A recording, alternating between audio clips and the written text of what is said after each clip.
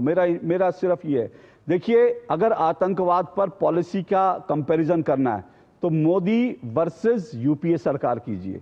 आप बार बार जो है अटल जी के समय वो सरकार अटल जी के समय वो सरकार किस तरह की चुनौतियों से थी, गिरी थी, क्या चीजें थी, मैं उनमें नहीं जाना चाहता। उस सरकार जो है मजबूत सरकार नहीं थी जैसी आज सरकार है, ये मुझे कहने में कोई हर्ज नहीं है। लेकिन मेरा सवाल, एक मिनट, मेरा सवाल यूपीए से, और आप बार बार 35 करोड़ की बात कर रहे हैं ना, ये देखिए, ये खबर आपने देखी थी, मुंबई आतंकी हमले के बाद बाकायदा पाकिस्तान को यूएसडी 20 मिलियन असिस्टेंट दी गई थी, $20 मिलियन।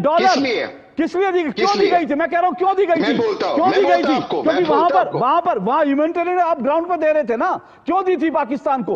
26/11 आतंकी हमले के बाद $20 मिलियन पाकिस्तान को, क्यों? मिलियन, हाँ मिलियन, क्यों?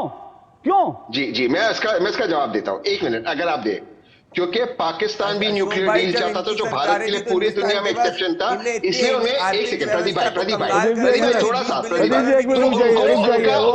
उनका थर्मल प्लांट के लिए असिस्टेंट दिया गया था, थर्मल प्लांट के लिए नहीं दिया था सर, थर्मल प्लांट के लिए नहीं दिया था, सुनिए, थर्मल प्लांट के लिए नहीं दिया था, ये फ्लड रिलीफ में दिया था। मेरा सवाल ये, मुंबई जैसे आतंकी वाले हमले के बाद लगातार भारत सरकार, मनमोहन सिंह सरकार डोजियर पर डोजियर दे रही थी और पाकिस्तान उन डोजियर को उठा के कूड़ेदान में फेंक, उसके बाद भी हम उनको असिस्टेंट दे रहे हैं फ्लड रिलीफ के लिए, जबकि हमको पता है वो पैसा आतंकवादियों के जेब में जाएगा। इसलिए मैं कह रहा हूं सरकार को, अगर आप कंपैरिजन करना है, आज की सरकार का कंपैरिजन बहुत जरूरी है। लेकिन आप रुकिए, दोनों रुकिए, मुझे एक ब्रेक लेना है, मैं ब्रेक के बाद बाकी 2 मेहमानों के पास भी आऊंगा। लेकिन फिर से कह रहा हूं, ये देश को सुनना जानना चाहिए, इतनी जल्दी भूल नहीं जाना चाहिए 2008 के बाद इस देश में क्या हुआ, किस तरह से घुटने टेक दिए गए आतंकवाद के सामने, जिसका परिणाम हमने उस वक्त भी भोगा और ये आज भी हम भोग रहे हैं। अगर उसी समय मुंह तोड़ जवाब दिया होता तो शायद पाकिस्तान आज कहीं ज्यादा कमजोर होता।